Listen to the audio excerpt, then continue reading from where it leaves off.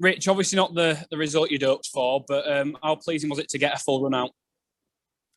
Yeah, really pleasing. So, whatever the scoreboard and despite the result, I thought we got a lot and both teams got an awful lot out of that game. I'm really pleased with a lot of aspects of what we did. Really pleased with what it did for some of our individuals. For long periods, we did some really good stuff. Of course, there's some areas we need to work on. Pre-season trials always give you that.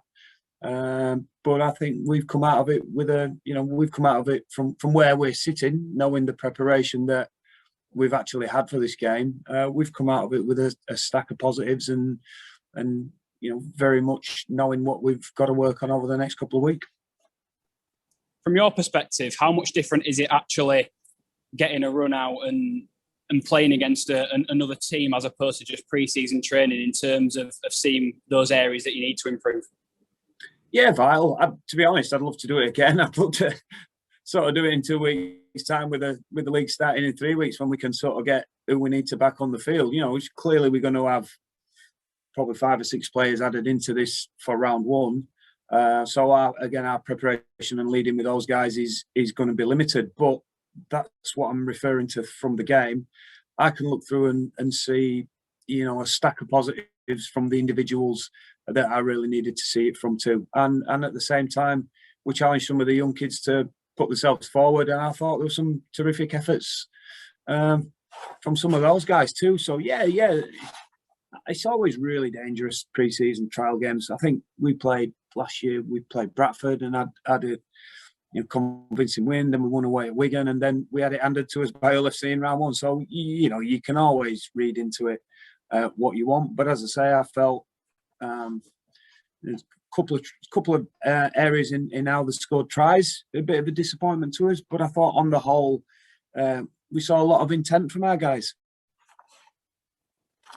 Ash Handley obviously limped off. What's the latest on him? Yeah, well, again, pre-season trial games, that's always the fear. Ash we feel he's got a medial injury.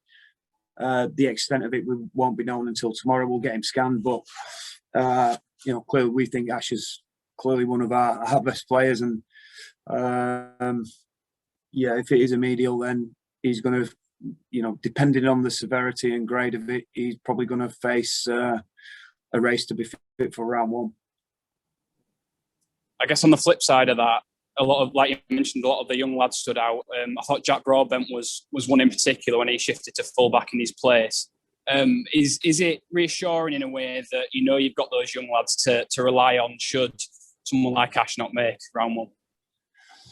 Yeah, it is, and we talked about that as a group before the game. I probably look at the first half hour. I'm really pleased with our first half hour, and what we did, you notice we didn't make any interchanges. We made the Ash one because clearly we're injured, but we wanted to put our forwards through the mill a bit, rather than taking them off at the first sign of blowing.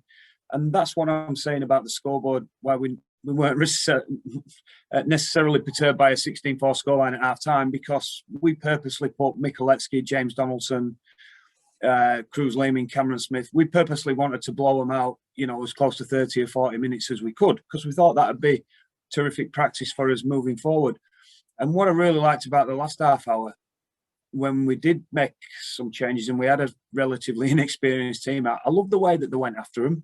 The competitive beast, and as the game was sort of hotting up a little bit there, I thought our boys really tried to take it to them in those closing stages. We had to defend 6 sets on his try line, and I guess the disappointment is on the last play over the far side, they've snuck down the short side.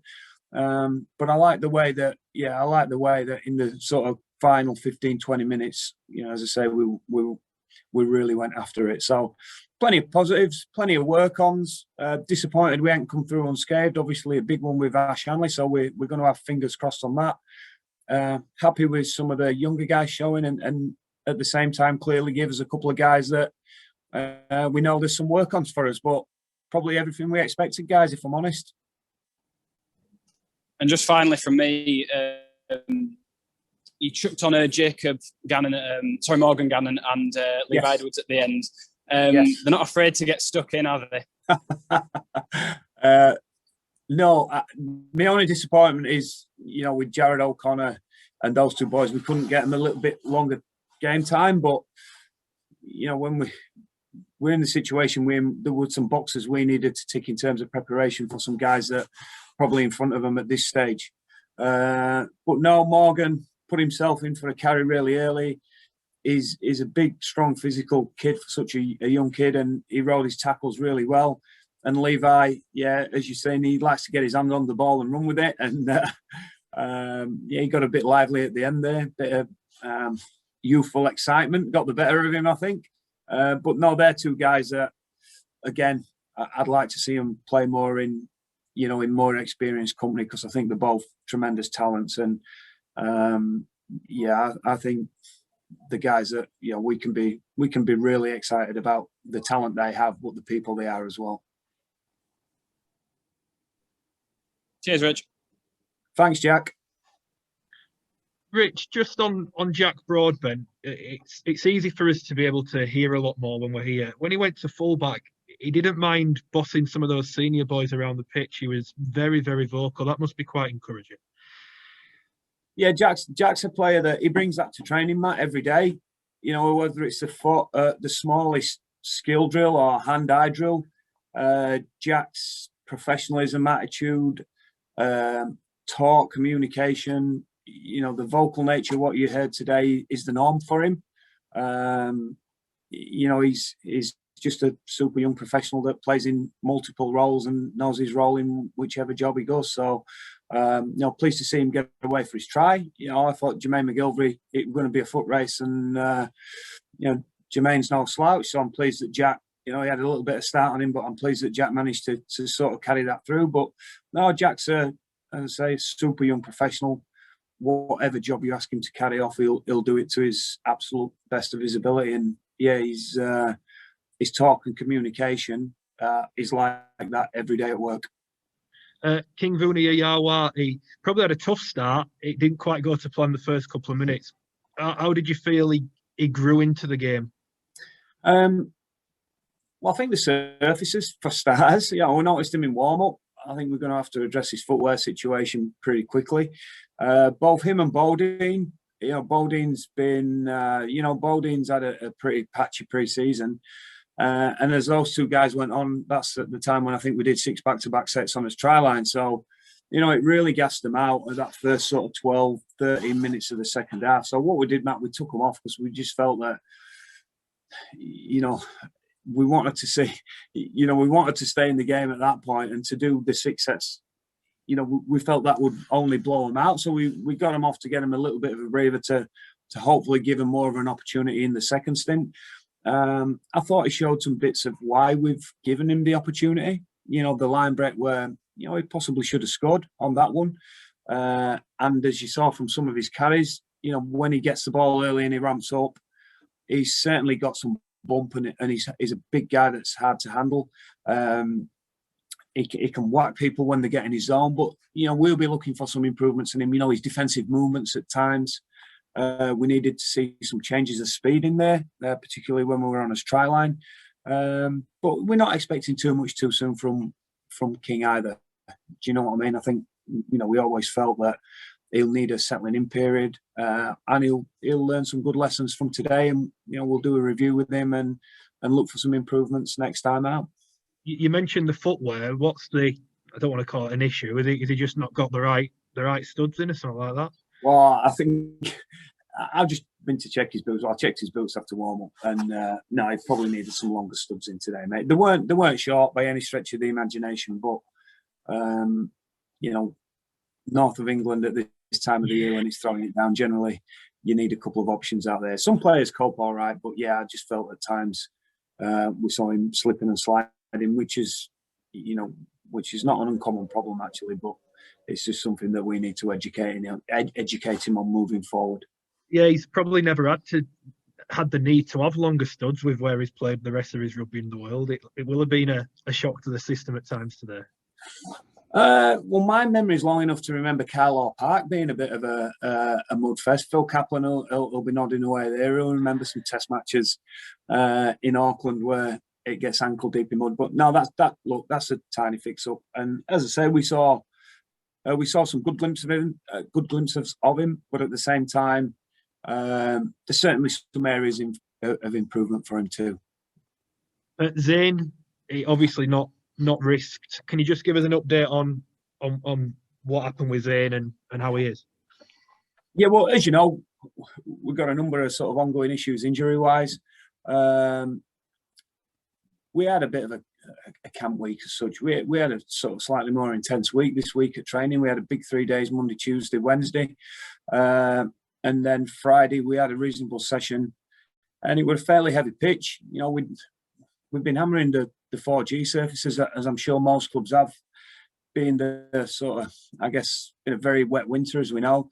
And, you know, we wanted to get our guys off the 4G with it being a game week, and the pitch, unfortunately, were a bit heavy on Friday. So it just tightened up, nothing too much of a drama. Just had a little bit of a tightening on Friday.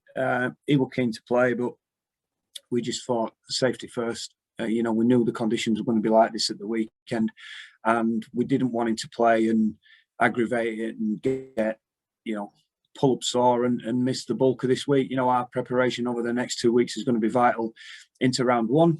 The hurdles we've had in terms of getting all our players on the park together, you know, we can sort of do that a little bit more from sort of Tuesday, Wednesday this week. And we just felt it was important that we didn't take any risk with soft tissue injuries on the back of a fairly heavy week. And, you know, put him off his feet for the next sort of 7 to 10 days. So, yeah, very, very much safety first. A little bit disappointed we couldn't play him, but at the same time, I'm sure, you know, I'm sure he'll understand we're not in that position at the moment where we need to take any undue risk, guys.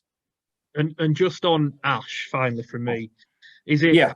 I mean, how big a concern is that sort of injury? Because are they tricky ones to overcome? Is it very much already a case of he's looking a risk for round one, or could it be one of those where if it's not too bad, he could be okay? Oh no, I'd say it'd be a risk for round one. You know, the fact he's come off, it's a medial. Depending on the severity and the strain, he feels sore at the moment. So we're just fingers crossed that it's, you know, a low-grade medial strain. But even a low-grade medial strain will put him in tremendous doubt for round one, I reckon, at this moment in time. Cheers, Rich. Thank you. No worries, guys. Just a quick word for Sam Walters. Pretty outstanding performance over very long minutes. Yeah. And we already talked about that a little bit earlier, Phil. We, you know, probably to the detriment of our team a little bit, we wanted to push as many guys. It's our only friendly, so we're not going to have 3 games to get up to speed. So we wanted to put our guys under the pump and under fatigue and make them physically and mentally push through some barriers today, rather than on and off and on and off. And yeah, I thought he did great. I think he shows that when he's played first grade, he likes to take it to him. He's got some aggression. When he carries the ball and he gets his lines and his timing right and in the right areas, he proved to be a handful. And because he's so tall, he can be hard to handle around offloads and post line and stuff. So, we're really happy with what Sammy did for us today. He's certainly impresses every time he's played first grade. And yeah, he's definitely given us something to think about. You know, we just sort of attacking wise to it. Well, we haven't really worked too much on attack coming into this game because it's likely that our half-back combinations are going to change from training tomorrow. But I still think when we go back at the tape, we're probably going to see that we carved enough opportunities out to probably post a few more points than we did. You know, Luke Briscoe had one over the far side in the first half.